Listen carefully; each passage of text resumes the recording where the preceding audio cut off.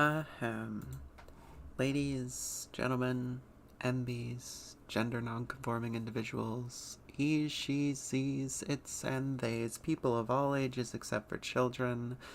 Welcome once again to a Candy Eggs live stream, except today I'm doing something a little more mentally challenging in animation. Now, I've been working on this little looping animation.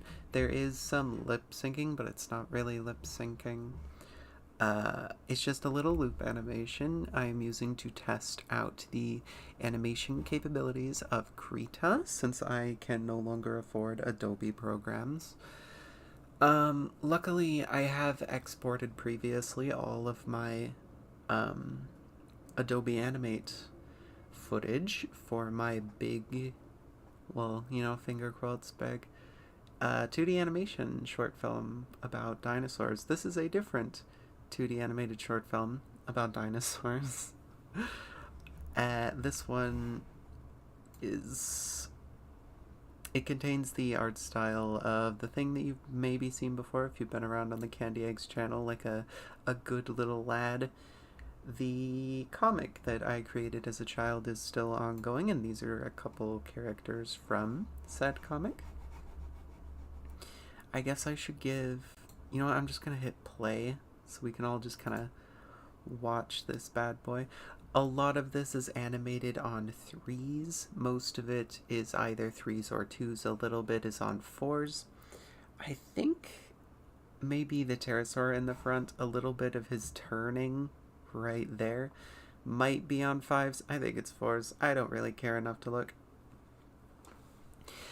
But the quick and dirty of this is that these animals they talk like people.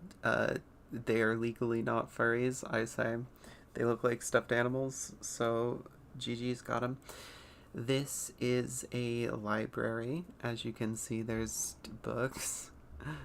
They're in a tower made by this guy who is no longer with us, sadly, as you can tell because of this painting or photograph, you decide, and his dead corpse skull. This piebald velociraptor is reading a little book. I have her finished. Her little loop is completely done. We can go ahead and see her tail whooshes. She flips the page on the book. Gives that really gumdroppy bounce animation I love to do with all my characters. And over here in the foreground, this is Iru, the Dinachirus. Heckin' Ornithokirus. So many Kyrus, so many arms. He is an Ornithokirus. And on the floor you have the world map of the little dinosaur world and a paper map, parchment rather, map of the little dinosaur world, and Iru and his friend Nen, the Onenlagia, which I can go ahead and get the sketch up so you get a little bit of an idea of where this is going. They're going to be arguing over the layout of the map that they are drawing on the floor, as true scientists do. This world it's sort of a mishmash of just things that I like. Magic exists. Science exists. It's kind of like Minecraft, if I have to pitch it, where mysterious magical things exist, but a lot of it is essentially medieval in technology, so they don't have guns. They do have swords and weaponry like armor and metalworking, as you can see by all of the bronzy stuff that I've got going on. There's an ammonite shell. Yeah, it's pretty interesting. Some scrolls, because scrolls look cool, some papers. Yeah, that's basically the pitch. We got, is Onenlagia a troodontid or a dromaeosaur now? This requires a Google search. You know what? Before we put on the jams, let's go see Onenlagia. I believe Onenlagia used to be considered a troodontid. It is now a dromaeosaur. Okay. Interesting. So I'm gonna go ahead and turn on these jams. Epic. I should be able to see if people are in the chat. Oh, somebody did. Hello. Thank you so much for saying it's looking great. I am glad someone is here. I'm going to move this around so that I can see the little pictures. And if you are still present, I would love to know if the audio is doing well. Meanwhile, I am going to start getting in the next part of Iru's animation, the pterosaur right here. Oh, we do got a comment. You're still here. Hi. I've got the latency up a little bit. It is at normal latency, which essentially means that the stream is a little bit after it happens, so we're just gonna have to work with that. Actually, real quick, it is... my music is on the lowest resolution. Yes, okay, it's not going to destroy my computer. Yes, the audio sounds good to me. Thank you very much, Nwaner Man. I've seen you in here before, and I do not know how to pronounce that. That is very interesting. Okay, so I don't know how much you are interested in animation, but we're going to learn some stuff here today. So I've got Iru here. Actually, if you do choose to use Krita, which is free, and I would greatly suggest it as an alternate to a variety of Adobe programs, because it is essentially Photoshop and Adobe Animate at the same time. One of the big problems I had was getting the onion skinning to work, as you can see in this box here. Panel, that's what it's called, the onion skin panel. You can alter the amount of transparency on each of the levels. Like, these are frames beforehand, these are frames afterhand that you can see. And in order for this to work at all, you do have to click this little light box. That was very confusing to me. It took me a very long time to understand. It is not telegraphed particularly well, but this little light bulb icon, that is how you get the onion skinning to work. And if you are unfamiliar with the concept of onion skinning, it is essentially that when you animate on paper, you can see through the paper. So you can see the drawings beforehand to make sure that all of your arcs and movements are the way you want them. Okay, so I have, these are my three, I want this layer. I have them set on 2 different layers just so that my soft line work isn't affected by my coloring all that much. I'm going to move these bad boys a ways out of the way.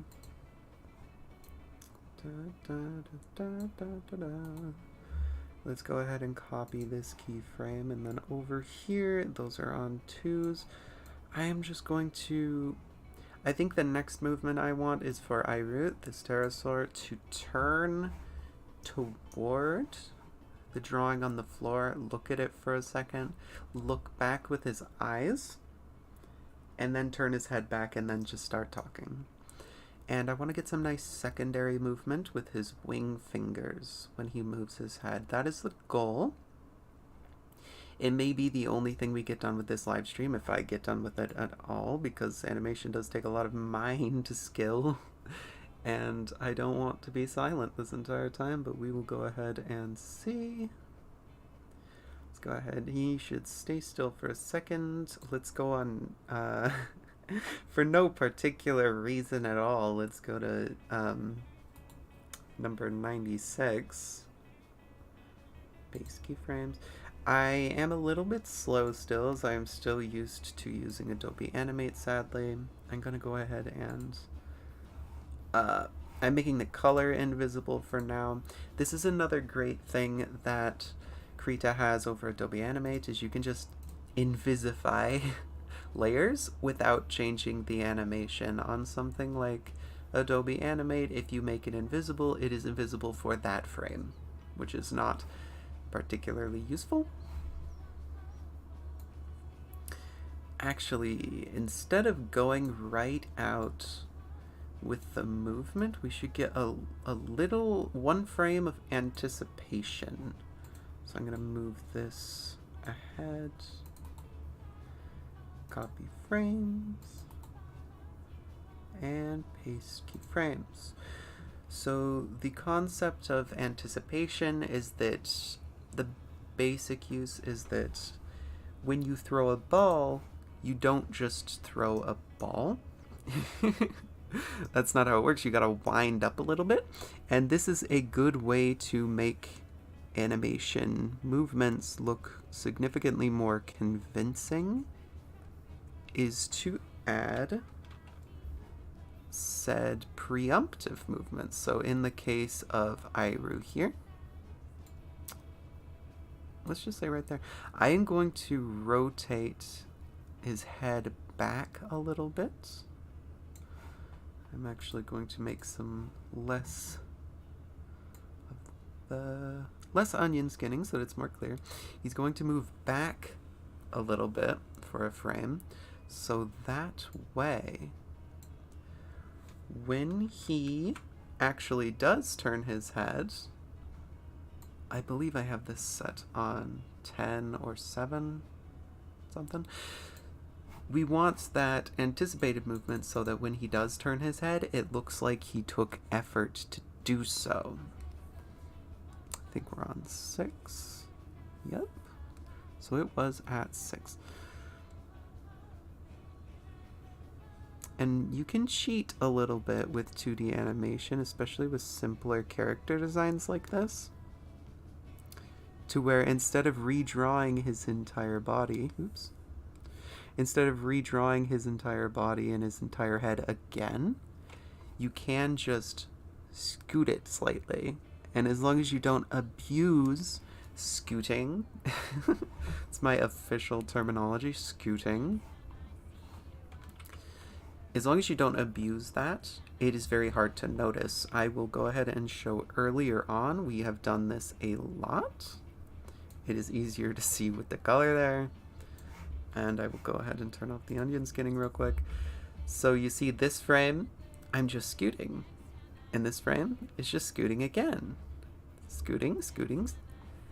And now his mouth is moving and I'm scooting also. And I mask this by trying to keep his pupil in somewhat of the same place. So it looks like he's moving because enough of the lines are changing. But when it's all together, you don't notice it that much, especially with little movements. Let's go ahead and turn that back on and get back to what I was doing. It was on this frame, so that one's done. Should we be moving at, you know what, let's just keep it on 3s. 3s are significantly easier to draw. I will scoot this over one more time and I will just copy pasta. Paste keyframes. And I will go ahead and lasso. Let's grab his head again. Next time I see you, I'm going the other way. That's pretty good. We will have to go back and redraw his eyes. What are these? Did they change brush presets? Did I hit something? I probably hit something.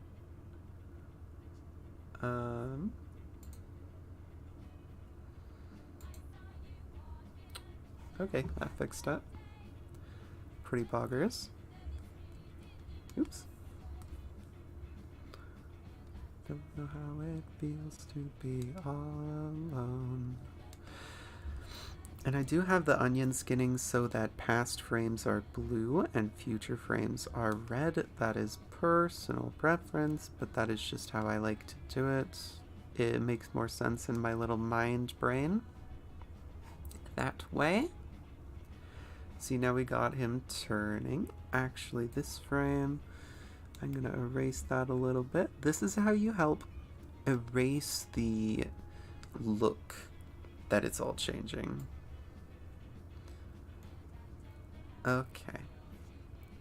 So I'm going to go ahead and erase his pupils on both of these frames. And then this frame I haven't drawn yet. I'm going to try and keep his eye in the same place. He is going to continue looking in mostly the same place.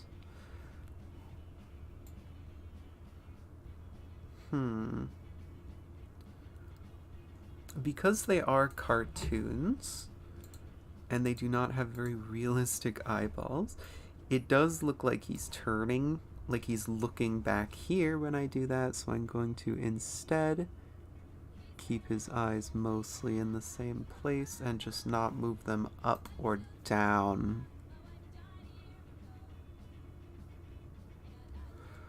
Now let's go ahead and scrub through and see how that looks. That looks better. This eye looks a bit too long, so I'm going to go ahead and redo that. That day I don't want it anymore. Wow, very poggers. Okay, now we're getting into the interesting part. See, now that he has wound up, he is free to let it go. I should also explain, actually, before we continue, I should explain what on twos and on threes actually means. This frame is on twos. It has nothing going on.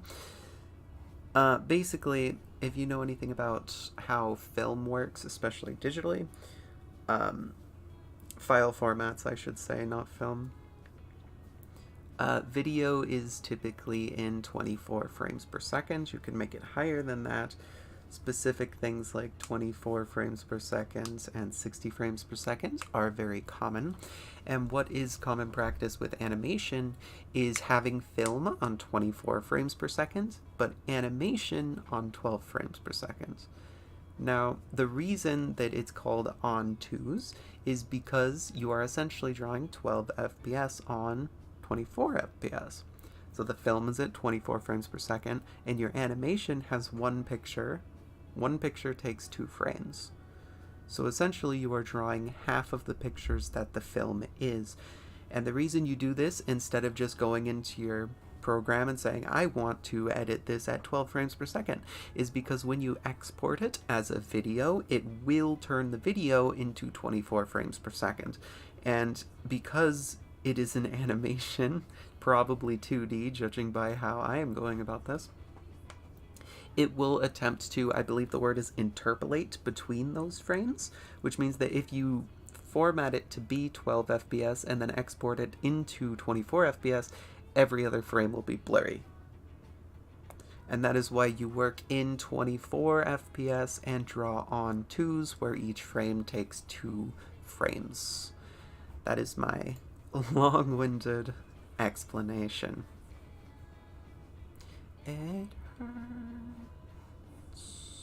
I do indeed listen to bands from the 90s while drawing cartoon dinosaurs.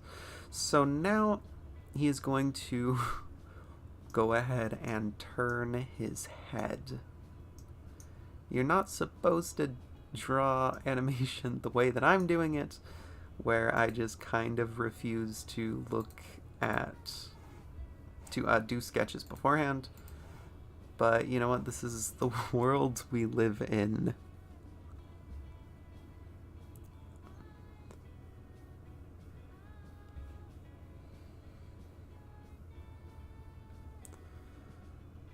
Now I'm gonna go ahead and make his eye. I'm going to go ahead and do what's called a motion blur. That's not the word for it. There's a word for it. It is essentially mimicking motion blur. I'm sure people have seen funny animation frames. They're called smear frames, where the movement is fast enough. In film, the image would be smeared. So in animation, if you don't pretend that it's smeared, it'll just look like it jumps. So we're going to try and imitate what a smear would look like in film, but in 2D animation. And the way I am going to go about this is pretty simple. There's a big jump here, less of a jump here, because this is the part that is lagging behind. So what we are going to do is a sneaky thing. It's got 1, 2, 3 teeth, and we are going to go ahead and copy those teeth here.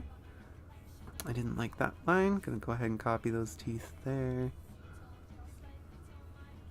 And copy them up here. Now this looks really cursed at the moment, as he essentially has 3 mouths, but once this is at full speed, you will not notice it as much. I'm actually going to edit this line so that it is more straightforward, or rather more aligned with the drawings I am doing now. That was a bit too high. Yeah, welcome to animation. It's this but a million hours. Oh, a comment from our buddy. Don't forget about the wings. This is true. Now, I am planning on editing the frames for the wings afterward, because it is very mentally consuming to do all the movements at once, but I have the benefit of doing the scoot approach that I spoke of earlier, where I can just take the lines of the wings and tilt them. And if they are tilted too far, then I can redraw them. It is a fun method of doing that. Now, his head is supposed to be turning that way, toward the outside. So these markings on his face are going to turn along with his head. So I'm going to move that over here. Now, although his mouth I'm drawing multiple times, I'm not drawing the rest of his face multiple times. I'm going to hit a fat save real quick. I am not drawing his face, the rest of his head, multiple times because his mouth is moving faster than the rest of his head. So his mouth will be more blurred than the rest of his head. And I might turn this part into 2s, but I'm going to go ahead and draw it on 3s. Copy pasta. Now I think instead I am going to draw the apex of the movement, in other words, the keyframe of his face looking over here so that I can get more structure. Let's go ahead and get that line to show some depth. He is an ornithochirus, by the way. Most people know what this pterosaur is from Walking with Dinosaurs, which the ornithochirus' size is greatly over-exaggerated in that series. But you know what? That is before Ashtar kids were well enough known. Actually, I don't think Ashtar kids were even a group at that point. The Ashtar kids are the very large terrestrial pterosaurs, like Quetzalcoatlus, Hatzegopteryx, Cryodraco. The new one everybody stands for some reason. Quetzalcoatlus lawsoni is the best one. Hatzegopteryx is a close second, as it is very beefy for a pterosaur, and probably significantly less flight-worthy than the others. Asdarchids are kind of like swans, where they are very powerful flyers, but they cannot fly very slowly. When they fly, they are flying, essentially. They are very fast, very powerful flyers. They don't look particularly flight-worthy, but that is mostly a bias of people not understanding how pterosaur anatomy works. I've accidentally used the eraser. A lot of times in paleo art, you will see people render pterosaurs with a visible what looks to be a human shoulder. um, that projection of bone on their upper arm is a muscle connecting bone, and you will not see it inside of their flesh. Their their chest and shoulders sort of have a bunch of muscle bound to the beginning of their neck. So their neck doesn't go into their body at a harsh, notable change in direction. It sort of just flows through it. So Ashdarkids kind of just look like cylinders. I always forget it was Ornithochirus or Tropeognathus. Oh yeah, that episode is old. So a lot of the animals in that episode of Walking with Dinosaurs, a lot of them were at the time or had historically been what is called wastebasket taxa, which means that, oh, this looks kind of like this, call it that. It's from a different part of the world, but yeah, it looks the same, which is partially biased because the genus Panthera, which is the big cats, do have a worldwide distribution. But especially animals like pterosaurs and hadrosauroids get this a lot, where old paleontologists especially just assume, this looks like this thing. This is Iguanodon from Europe. Yeah, but this African one also looks like Iguanodon, so it's Iguanodon from Africa. And if I remember correctly, was it in Africa or was it in North America? There was a European Utahraptor, which is the most notable oopsie from that episode, but it all comes from the fact that they assumed similar animals were in similar ecosystems because the same animal genus was in different parts of the world, but actually they were not the same genus. I believe Ornithochirus is European and Tropeognathus is African, but I do not remember for sure. Oh well. Alternatively, I do have the entirety of... I'm not supposed to say this. I do have the entirety of Prehistoric Planet recorded on my computer because I was gonna make an in-depth review like a nerd, but I no longer have Adobe Premiere Pro, and I should really look for...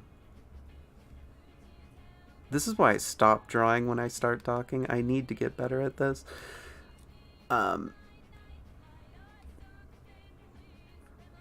no, my train of thought is completely gone. I wanted to make a big review of it. I still have it recorded. I do not have a review. Oh yeah, I need to find a new video editing software, preferably a free one that is good, which is a lot to ask for in retrospect, but I do still want to make a review because I do have a lot of opinions. Oh gee. The Prehistoric Planet was obviously multiple years in the making, so a lot of it is inaccurate already. But it just kind of irks me that people keep viewing it as the penultimate dinosaur thing where everything is correct, and not... You can never have anything that is entirely correct. How many teeth does it have? 1, 2, 3.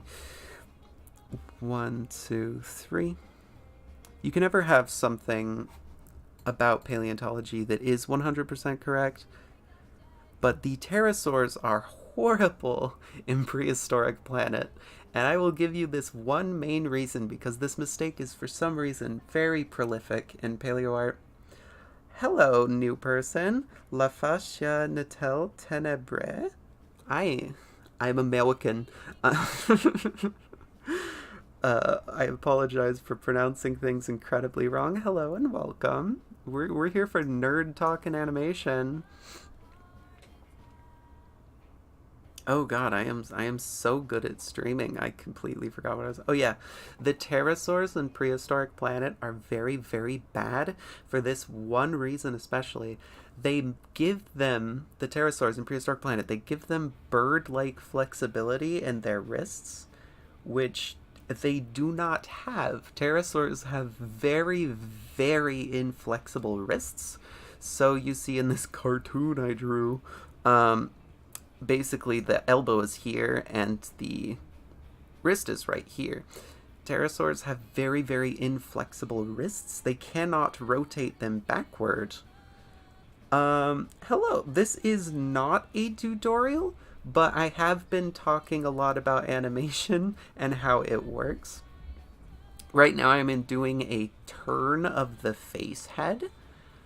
I am also talking about paleontology. It's just sort of a lot of stuff. I should probably do a tutorial on how to use Krita, because I did not realize Krita was so good at doing a lot of stuff for free. But we will see. Pterosaurs' wrists cannot move like birds. Birds are very special, I should say. Peniraptors are very special in that they have very weirdly mobile wrists. And it looks kind of disgusting, especially in Oviraptorosaurs, which can... Oviraptorosaurs like Oviraptor and Gigantoraptor, things people know, they can actually fold their wrist further than birds can, which sounds just absolutely disgusting, and it kind of is. But things like pterosaurs, their wrists can hardly bend. Their flight comes from motion of their shoulder joint. It does not come from moving the wrist in and out. So all of the pterosaurs in Prehistoric Planet have those disgusting broken wrists, which is a lot of the reason why the animation looks really gangly.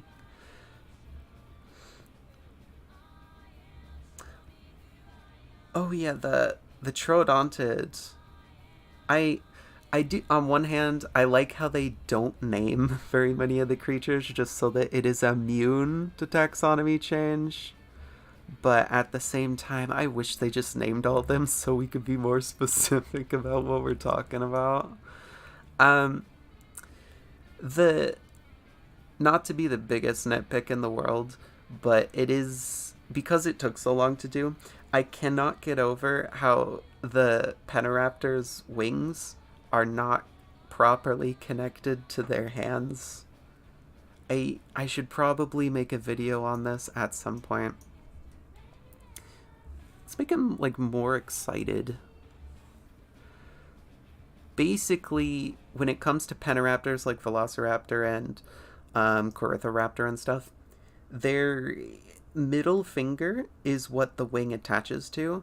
It is not feathers on the middle finger, it's that the middle finger is the wing. They did a good job with the designs in the show. Like, I do have to admit, as big of a nitpick as I am, it was very good. And I have to remind myself, Walking with Dinosaurs is really bad. As much as I love it, it kind of just made stuff up a lot and had really poor design choices, like giving the sauropods all of their toes and fingers visible. That's pretty cringe. I do have a lot of nitpicks, but it was very, very good still. And I need to express the fact that I did thoroughly enjoy it. Even though the pterosaurs are probably my favorite part. But, oh, the wrists kind of hurt me. Every time I look at them, they're just flopping around like they're broken. Okay, speaking of animation tutorial work, this is the key pose that we are working toward, and I am actually going to redraw these lines right here, as these are attached to the surface of the character. This line attaches to the eye, this line goes to an apex at the back of his neck. So I'm going to go ahead and draw this line. These lines are going to help us be aware that the character's head is turning. You're going to want to bend these over, or I am going to want to bend rather, as if the character is 3D. And this is a lot of what helps make 2D animation look nice, is giving the illusion that these things are existing in 3D. I'm gonna go ahead and give that a fat save again. Oh, the Tarbosaurus. I love the Tarbosaurus's design. Tarbosaurus used to be one of my favorite dinosaurs, but I do feel the need to point out that the Jadokta formation large tyrannosaur is no longer considered to be Tarbosaurus and is either a new genus that is yet undescribed because it does not have enough material attributed to it, or it could be the much cooler named Zhucheng Tyrannus, which I got my fingers crossed for Zhucheng Tyrannus because it is a very cool name. As much as I love Tarbosaurus, that's kind of a sounds like a Barney character more than a real big cool thing. But not everything can have names as epic as Minmi and E. Yeah, remember E. I I don't actually know how to speak Chinese languages, but I have Googled profusely on how to pronounce things such as Zhenyuanlong and Zhucheng Tyrannus and Tuazhongosaurus, but I do not remember how to pronounce what it looks like to be an English chi in I Chi's name. It is a very cringe-cursed dinosaur.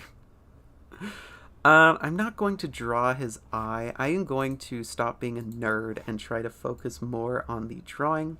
So we have this frame here. Actually, this is too bowed out on the back of his neck. I'm going to edit this real quick. Our smear frame needs to be smaller than the frame before it and the frame after it to look most convincing. Oh, Acrocanthosaurus is a very cool dinosaur name. Like, I'm sorry to Mapusaurus. I'm sorry to Giganotosaurus. I am sorry to even Carcharodontosaurus. Acrocanthosaurus is a very, very epic name. Oh, there was a new one. There was a new large Carcharodontosaurid, and I forgot what it was called. But apparently, the study analyzed how their growth works. And apparently, Carcharodontosaurids grow extremely, extremely slowly, which is very interesting. I believe it said that they reached sexual maturity at 20 years old, which is very old.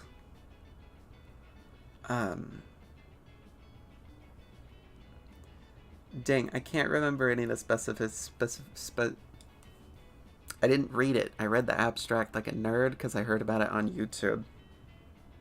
But it makes sense for animals that are specialized to killing sauropods that they would take absolutely ages to be able to attempt to kill a sauropod.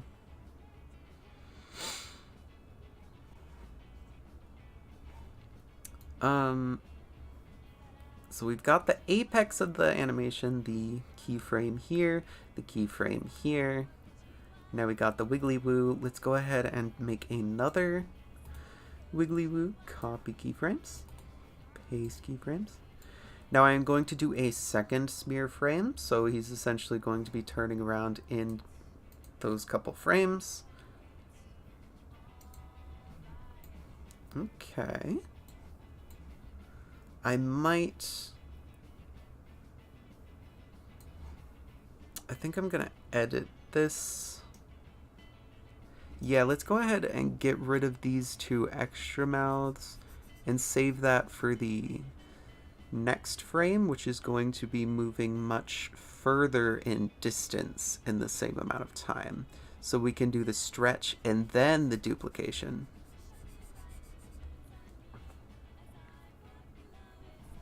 Here's that stretch. Now let's go ahead and this frame will possess the duplication. We can go ahead and erase this line and erase this line as we're going to go in between those. The blue I have set to previous frames, the red to frames that will occur afterward. Now in order to do a smear frame, we are going to need to make the smear frame smaller than the frame before and smaller than the frame after. So basically we're going to make whoop, like a scoop. And then I am going to add one more exaggerated frame afterward. We'll get there when we get there. Let's go ahead and go like this. So how's everybody doing today? At some point I plan on doing or playing Saurian again, because get this, Saurian actually updated. It only took a million years, but Saurian updated. There's babies now. I want to play it. I haven't played it, not because I'm busy, but because I am very mentally ill. Wow, who'd have guessed?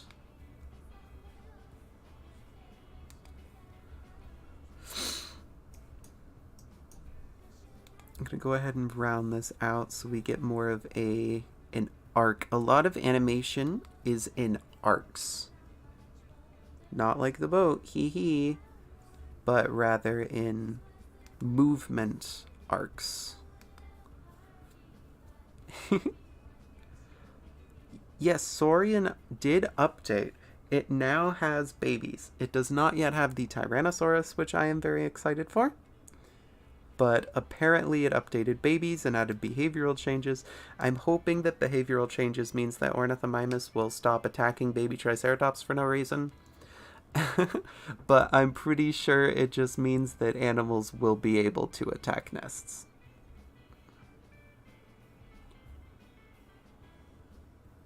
I'm also hoping that this change makes playing as the baby Triceratops more fun. Because a lot of times when you're the baby Triceratops, nothing happens. And then the second your parents make you leave, then you just instantly die.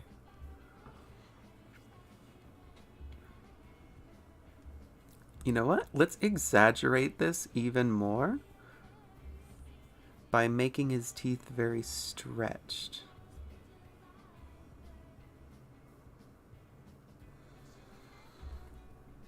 That seems iconic, classic iconic. Okay. I'm liking this. Okay. Now let's go ahead and draw his eyes on. I'm going to also do his eyes connecting like this. Go ahead and go that nice middle ground. He had a pupil on that frame. So I'm going to go ahead and draw his pupil looking over here. I bend it over to make it look more 3D because these are cartoon characters and I can break reality with their pupil shapes whenever I feel like it. The pupil is also going to get stretched. I love smear frames. The last animation practice I did was exclusively smear frames based. So I have improved on them better than before, but I'm still not the best at them. So the smear frames, although they are some of the most fun to draw, they are often some of the ones you have to redraw the most.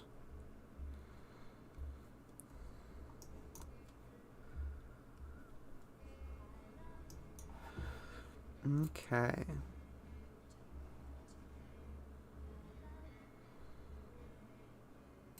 Now let's go ahead and move this back there. Copy this frame, paste this frame. Now we're doing the trick I talked about before.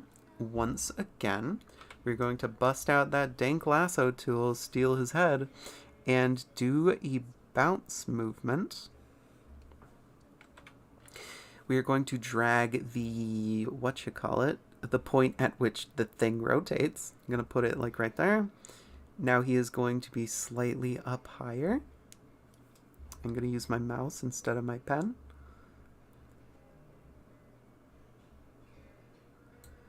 Yes. Now we deselect that. We fix up the line work. And this will prevent us from drawing it a whole nother time. As long as we erase our steps well enough, no one will notice.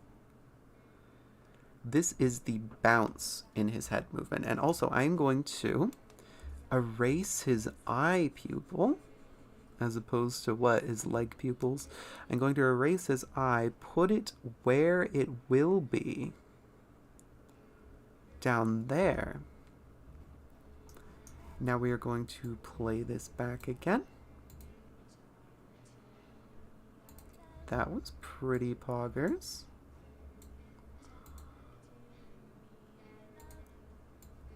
Okay.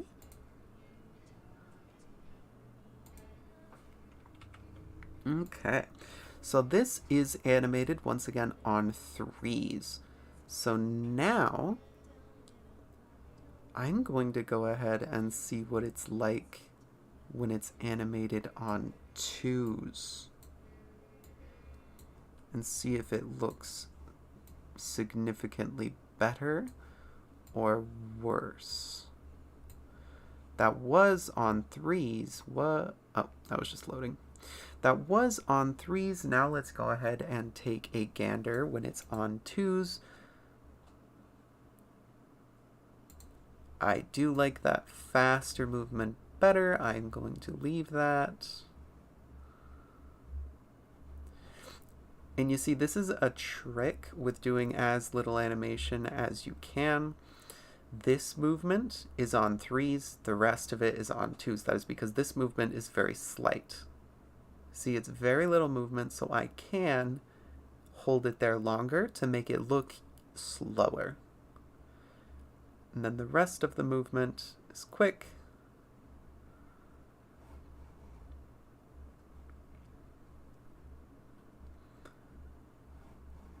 Okay.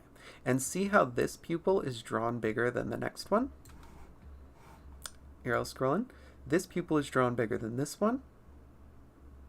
That helps give that bounce because the eye was whoop, it got scooped. You gotta make the noise. Gotta make the noise, guys. It goes scoop and then it mushes and then it goes back. I do animate very cartoonishly and exaggerated. This will not look as well with very realistic designs of characters, but it is a very fun way to do it. Do I still own Roblox? If I do, I should play Cenozoic Survival. Ooh. I do have Roblox. Me and Sparesy sometimes play Roblox, like, questionably ironically. I have been wanting for Sparesy to make a YouTube video about us and hopefully some other people, playing Roblox, the backrooms in Roblox, because it's very stupid. And I might, on the same day, then try out the Cenozoic Survival, because that sounds fun. Cenozoic underrepresented in paleo media. Of course, my favorite animals are birds, so I forget. I tend to ignore the Cenozoic as well. Because I like birds, and I guess I should say I like ornithodirans. Ornithodira includes pterosaurs and dinosaurs. Actually, you know what? Let's continue that pop animation by giving his eyelid more pop. Let's give that even more pop. Now when we play it back, it should be Poppy. Yes! Poppy playtime. Poppy playtime, guys. Whoa, look at that. Whoa. Whoa. Okay, now it is time for the wings. Secondary movement is a term in animation that is used to make movements have follow through. We did the anticipation of this movement, which is right here, moving up, that little anticipation. Now we have finished the animation. We are going to go in with the follow through. Ooh, back on the Roblox, there are currently 4 animals: the direwolf, elk, tool. Quokka. I don't know what the elk tool is. I know what a quokka is, though. And the best, in my opinion, Kellen, Forest Rocket time. I love forest rockets. I am legitimately sad that they are extinct. um, Lala Wavis. I don't know how you're supposed to pronounce it, but there are 4 L's in this word. Lala Wavis is my favorite forest rocket. Kellen is the big one, though. It's very pog. I would hope that they add glyptodonts in there. The big armadillos. Doedicurus is kind of an obvious move, but it is like the most interesting one. I just love playing as like the things that refuse to die in survival games and the very fleet-footed things. I recently purchased, guys, I have committed a grand sin. I have recently purchased the Isle. I tried playing it. It was not as fun as I thought. It was actually kind of boring. Oh, the Glyptodon is planned pog. The Isle looks pretty nice. All the animations are really cursed because they don't actually move or look very much like actual dinosaurs. Also, I have nobody to play with, so I was just kind of playing with people I met on a server. I was planning on making a video. I might not. I do have a couple clips. We can, if y'all want. While I'm animating, we can watch my dank clips from the Isle Survival.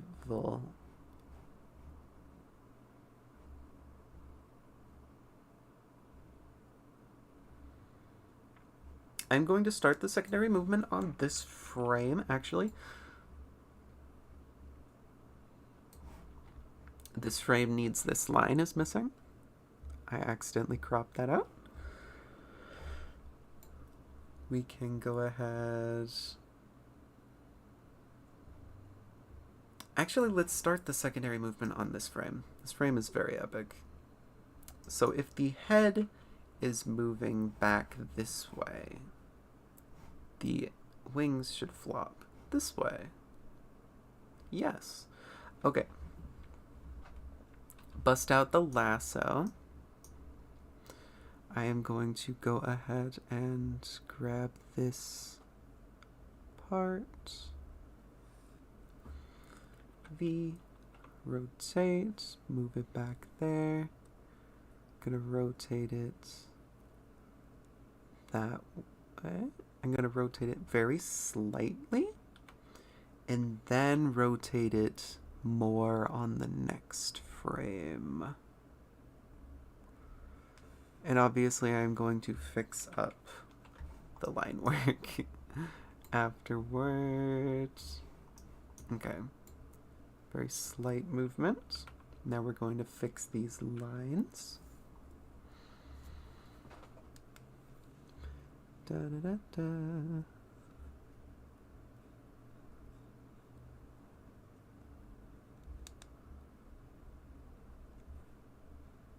Oh, the music stopped. When did that happen? Let's get this back up here. Ephemeral Rift Pog, best ASMR. Let's watch or listen to Predict the Future. Get that. Get this. Okay. We are back on track.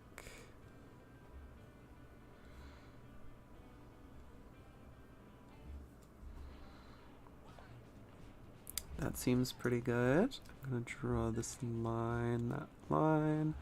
There we go. Now on this next panel frame, I also do comics. Ayo.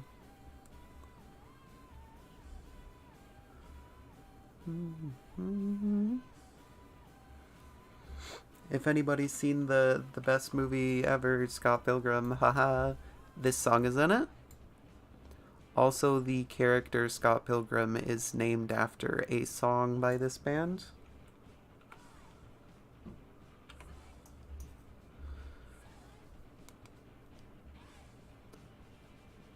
I have the entire graphic novel series of Scott Pilgrim in the color versions, so that's really epic.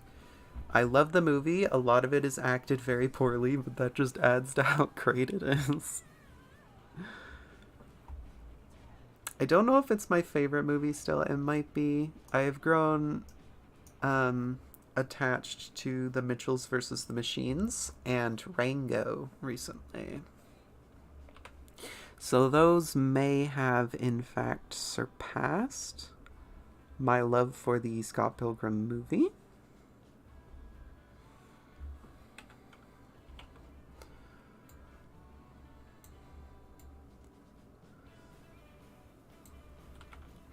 Let's go ahead and take a glance at this.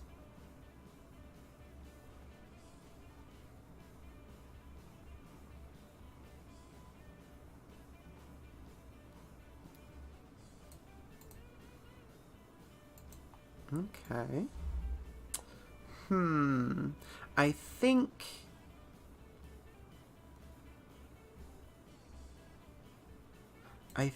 I am going to move the wing movement one frame back. I think that's what I'm gonna do. Which is going to take a non-insignificant amount of effort.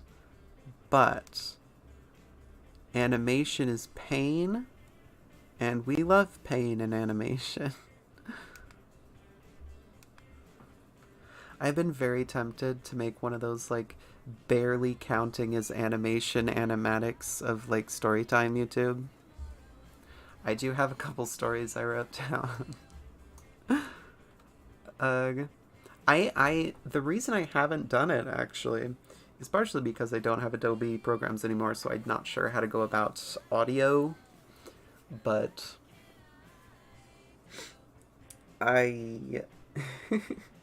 the main reason I didn't do it before I lost it is because I couldn't decide whether to draw myself as a person or to draw myself as a dinosaur, which if I drew myself as a dinosaur, that looks like a furry. I'm not a furry. I'm actually scared of furries. Well, you know, the fursuits, they scare me. You didn't think we'd be talking about furries again. The actual fursuits with, like, the Disney-style eyes scare me. I don't know why, but that is how it is. But I don't know, I just couldn't decide. But speaking of decisions, I do think I want to move the wing animation back. That is the wrong frame. I do think I want to move the wing animation back a frame. Maybe 2 frames back? Let's move these bad boys over.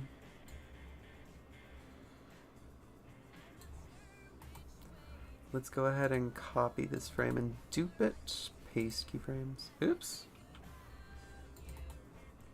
Copy keyframes. Paste keyframes. There we go.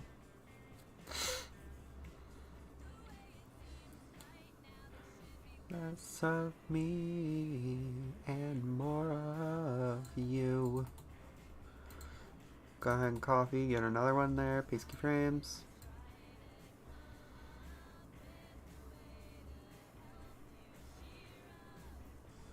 But there's not much I can do. Let's swipe this up.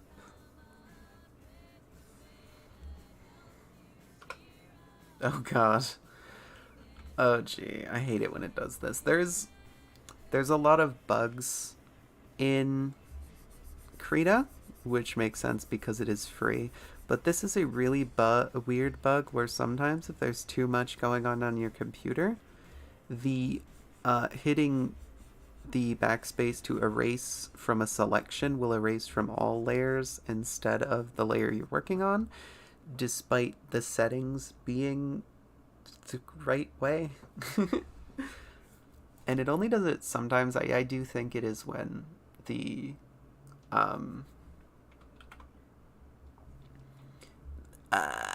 I can speak English. When the computer has too much going on. I think that's why it occurs. Okay, let's grab this.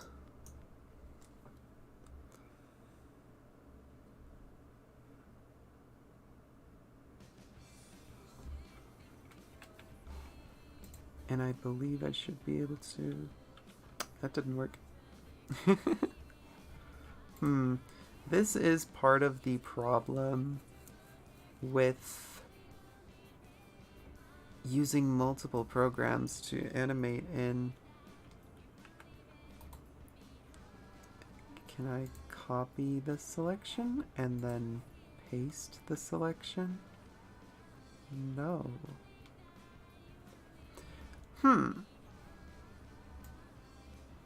What a predicament we have on our hands, babes.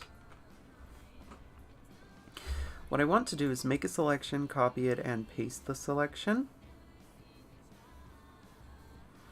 This is being more difficult than anticipated.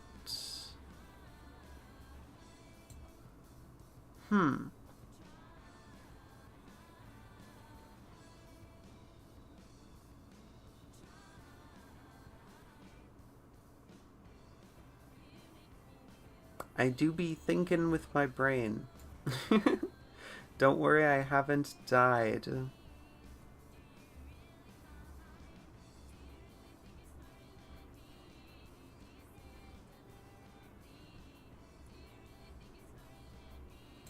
Let's go for a quick grab.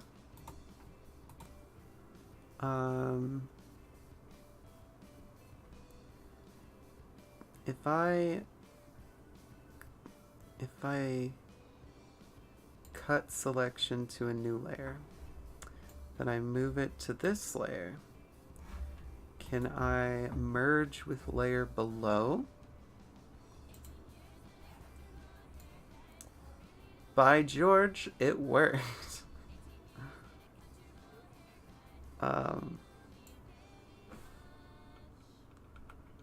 Unless it pasted that on every single frame that exists.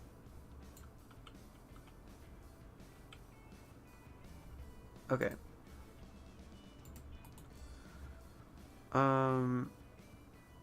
If I insert a blank keyframe, then it should stop there. So now if I merge with the layer below,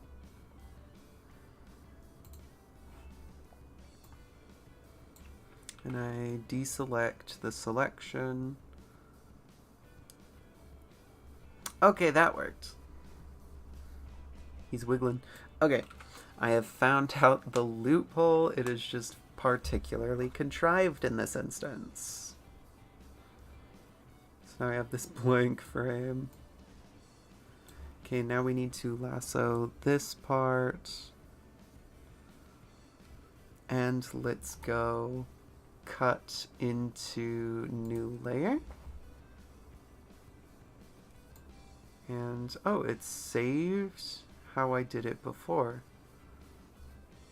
I believe.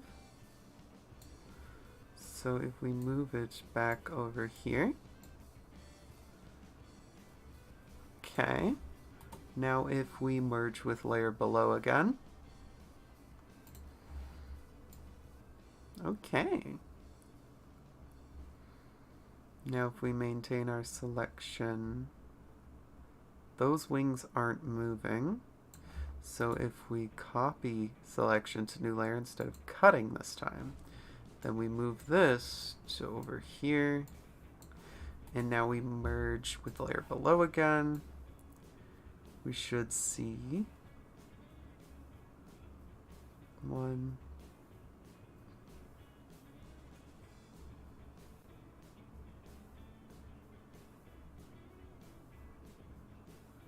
Okay, let me deselect and analyze this up closer. So we have no animation, no wing movement, no wing movement, no wing movement, slight wing movement, movement, goes back. Okay, this is what we wanted. Okay. Oh, there is some oopsies on here, though. fix this up. Got it, got it, got it. And that is, oops, that is how far the wings are going to be moving. And in this frame, we need the wings.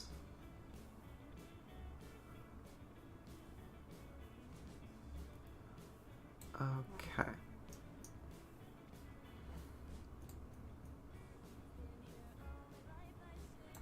Let's go ahead and thin this light out. This is my brain working at maximum capacity. Oops. That was the wrong frame on maximum capacity. Okay. Now we're getting that secondary movement. Okay.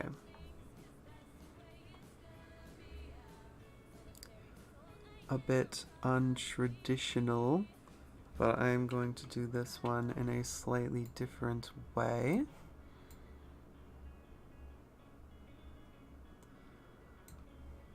Deselect. Gonna fix this up.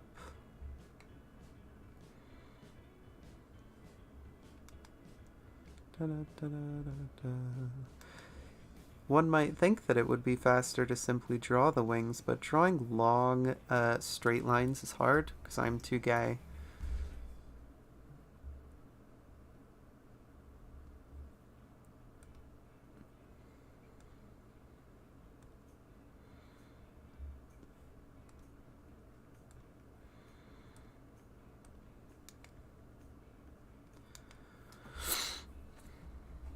Okay, now we're on to this wing.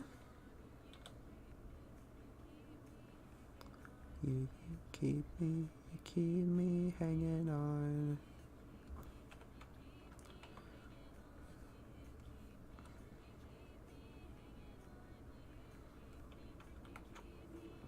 Okay, now we can fix up the lines we've got.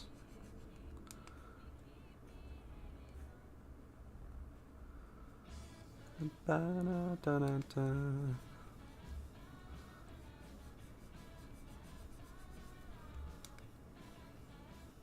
Oops.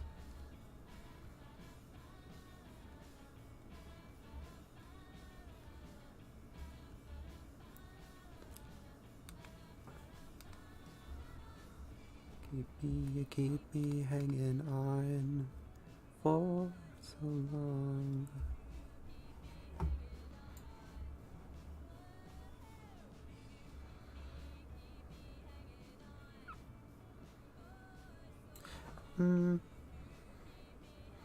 Actually, I'm gonna go back. I am going to move this one less so that they don't look like they're the same, moving at the same time. Because it does not look three-dimensional enough. Let's go ahead and erase.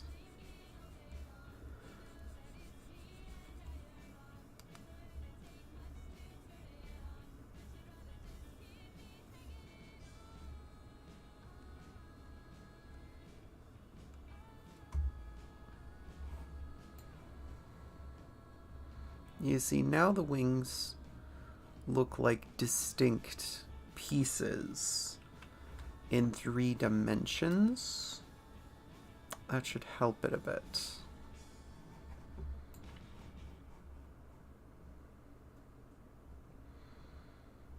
Okay, I'm also going to add a new frame. Scooch those. Grab this. Go ahead and paste that. So now we've got some more frames to work with. Say any more. He gave it to me, so what it's for. Okay.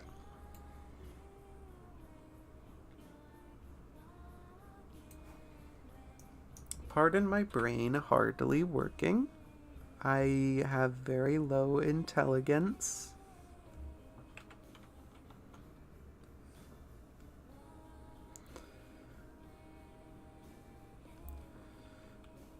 Okay.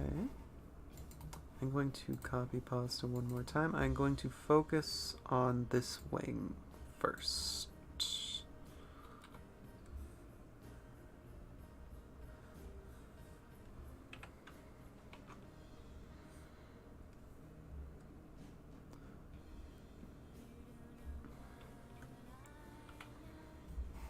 Okay. Now if we play back, we should see the movement on his right wing is very bouncy. Yes, that is what I wanted. Okay. Before the end of this live stream, I do want to finish the wings and do the coloring. Okay, so that wing is done. I'm going to go ahead and actually add one more frame of animation.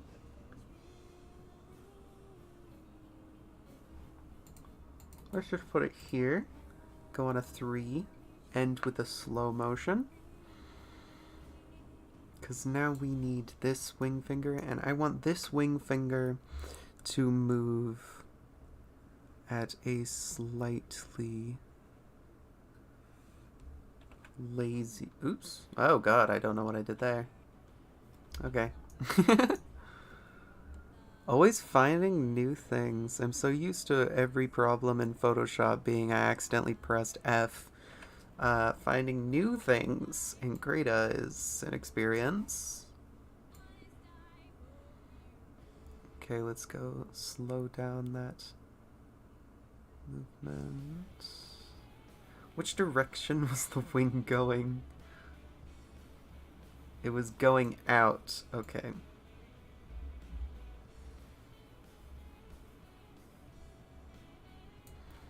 So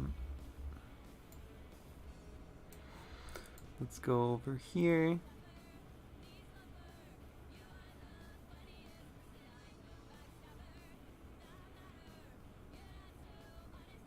I think that's good. So now let's fix up these lines.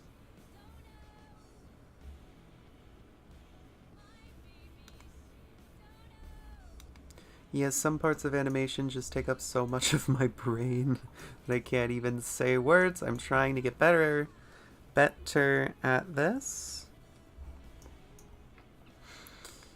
I am also trying really hard to do some sort of artwork every day. It has not been going the best. However, it has been going somewhat. I might continue to stream animation and such.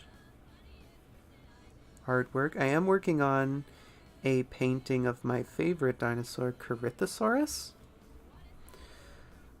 Since most artists do not know how hadrosaurs work, which is very sad to me. Ooh, something happens right here. I need to fix... Oops, that is the wrong frame again. I am so silly. There, now that's a slower change. Okay, now just these 2 lines.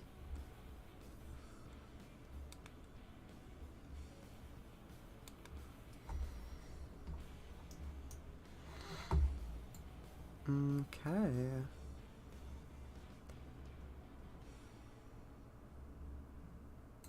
This bows out too far, this wing, so I'm gonna...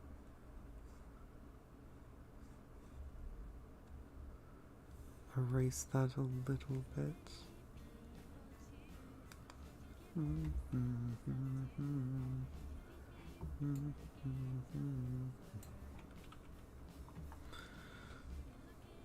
Oops.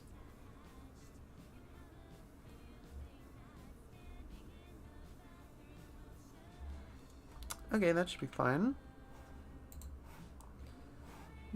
Our headstrong. Yes, animation takes a very long time. I want to get as fast as I got with Photoshop, but sadly, it is not true. So I have reached the furthest point of the left wing, and now it is going to start heading back.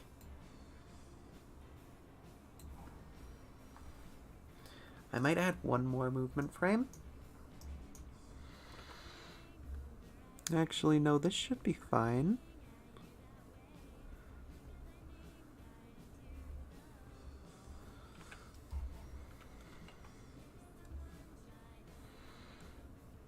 I'll just go in the middle and then past one on the return path. Oops.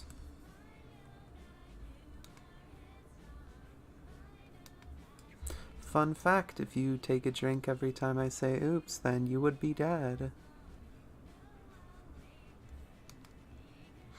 That's what counts as comedy here. Hey-yo.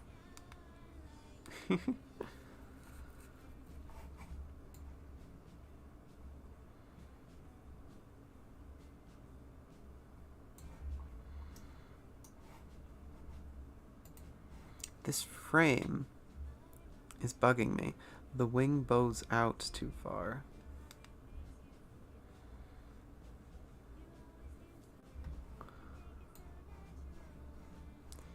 There, now it's not too cringe. Needs to be buffed out slightly. Dang, it's wrong frame again.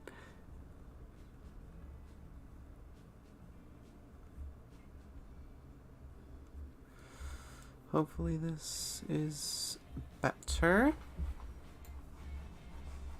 Yeah, it looks better. Okay. Always be sure to save every 15 seconds. I've lost enough animation over the months to save very frequently. Okay. This is the last wing animation. I think I want to be done soon, so I'm not going to animate his head returning. He's going to go further than the wing and the end so that it gives it the classic iconic bounce that I like to give everything.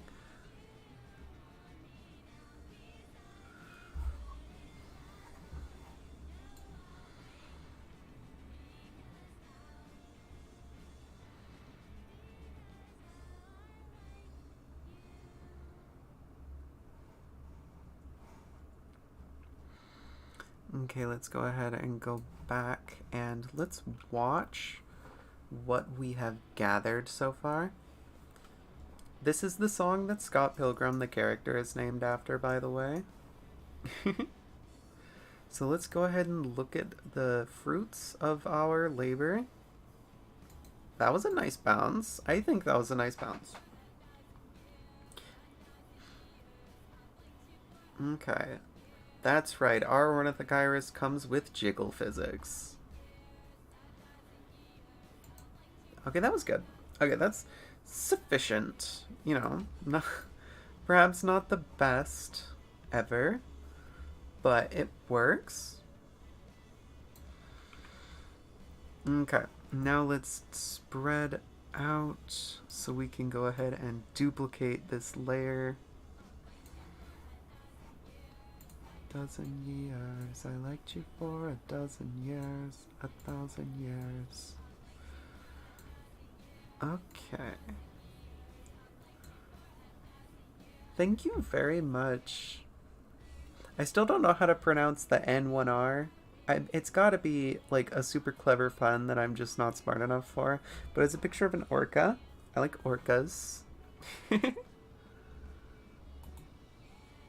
Copy keyframes, and if I paste keyframes here, yes.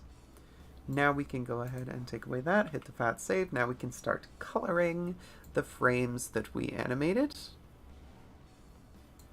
What color should I go for first? Let's go for his eyelid. 1,000 years, liked you for 1,000 years, 1,000 years.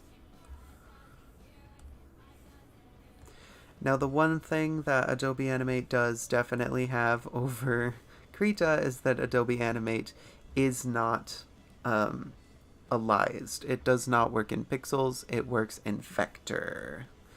This does not work in vector, it works in pixels, so you cannot just use the fill once and it'll fill perfectly. You have to make a separate layer duplicating your line work if your line work is soft, as mine is. And let's go ahead, actually let's do his eye next.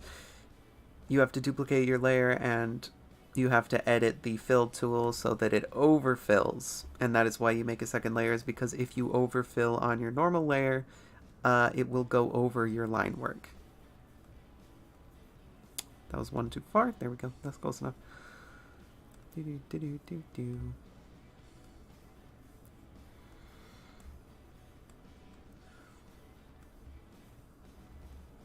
Like, if we look here, that is what it would look like if I did not put it on a different layer.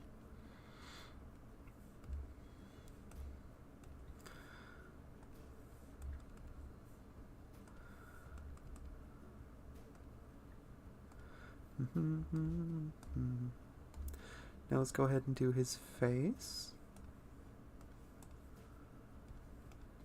Although they are cartoon animals, I do like to give them fairly realistic color palettes. Although I do a little trick that I like to call exaggerating realistic color. Wherein, let's say you're drawing a cartoon elephant. Well, what color are elephants? Elephants are gray. Well, you could exaggerate the gray. This is what Disney does. You could exaggerate the gray and say, well, instead of gray, I'm going to use grayish cyan. Now the elephant is cyan. I'm going to use grayish blue. Now the elephant is blue. I'm going to use grayish red. Now the elephant is red. I like to follow that because it makes things look more colorful without being obnoxious. Like, the elephant still looks gray. It is just gray with a base color of something else. For example, this streak on the Ornithocheirus, this isn't white, this is pink. But on a realistic animal that I would imagine, it is white. Whereas the color I am using is not actually white, it's pink, but because it's very slightly pink, it still looks white, just white with more character in it.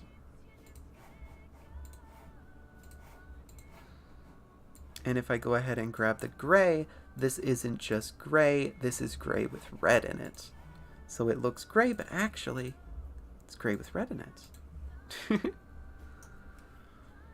Now I do have to be careful because I'm such an obnoxious person that I put a little fleck of color in between the star shape.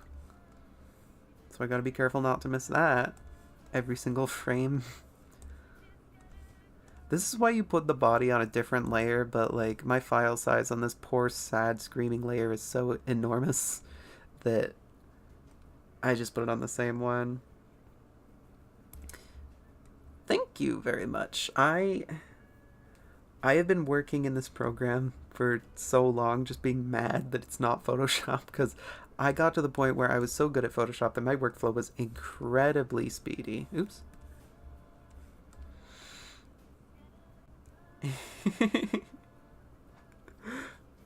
Very nice, Nerman. That's your nickname now. I'm gonna call you Nerman.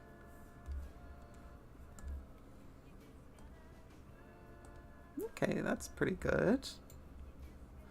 Now let's go ahead and grab the black, which again, this isn't black, or this isn't dark brown.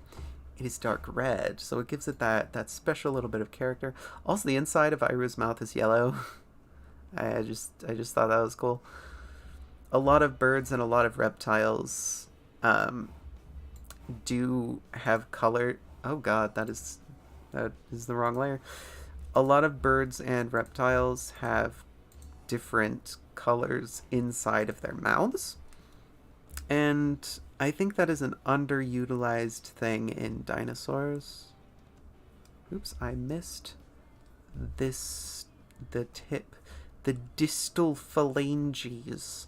I missed the distal phalanges of my character.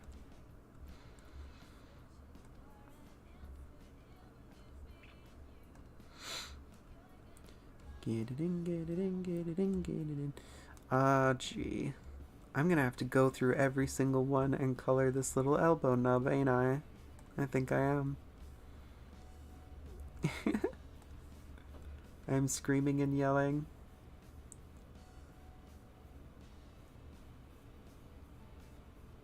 Oh, yeah, I completely forgot that they made the featherless Tyrannosaurus. That is true.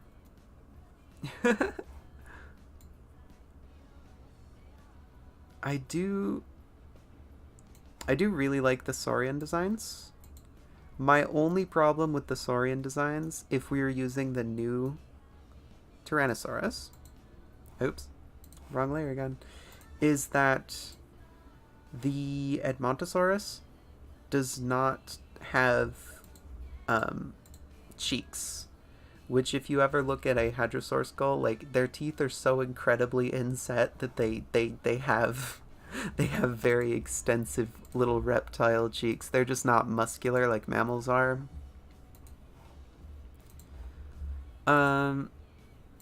But the Saurian Edmontosaurus does do what very few things do, and it actually gives Edmontosaurus its proper bill, which I am very angry that almost no paleo artists know how to draw hadrosaur bills, but at least Saurian did it very well. Okay, now I've got to scroll in and brush on the tips that I can't fill properly.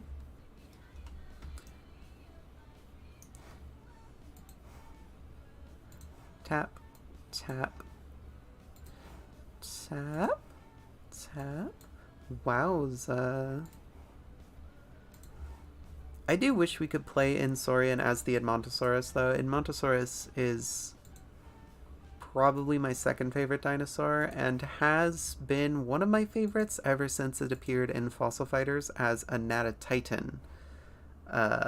Saurian likes to call it a Natosaurus. I and most people just call it Edmontosaurus annectens.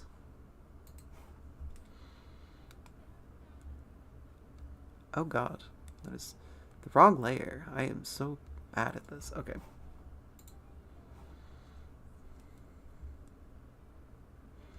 There's a little fleck of color in here.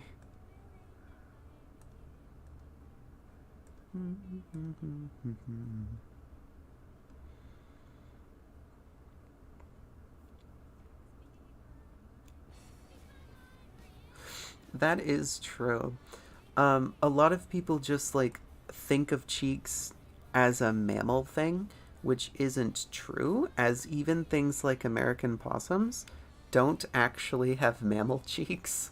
They have reptile cheeks where they can't move them very much and they can't purse their lips very well. Whereas things like hadrosaurs essentially have, like, hadrosaurs' mouths look like deer. Like, they have cheeks, but they can't really move them. They just close off the sides of its mouth behind its bill. And for some reason, that's a very hard thing for artists to grasp. Okay. Okay, guys, are you ready? Are you ready to see the fruits of our labor now in color? I'm gonna move this so that it's all over here. You know what? Let's be sure to save. Now I'm gonna full screen it even. Let's full screen it. Oh yeah. Move this down. Okay, it's not moving down any further, so full screening did not make it look any cooler. Okay, let's see how this went.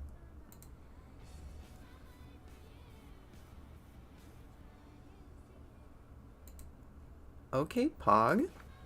Poggers? Can I get a Pog in the chat? I think that's good for today. I think that's good for today. I'm liking it. I'm liking it.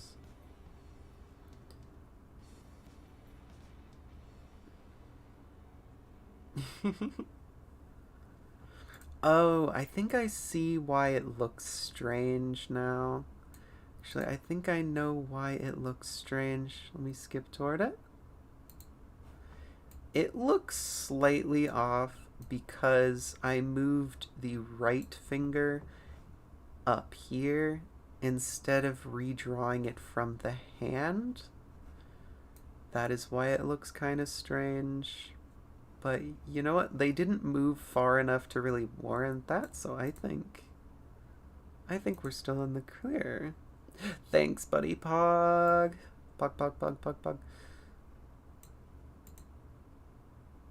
I think that's enough for today. So I'm gonna hit save again.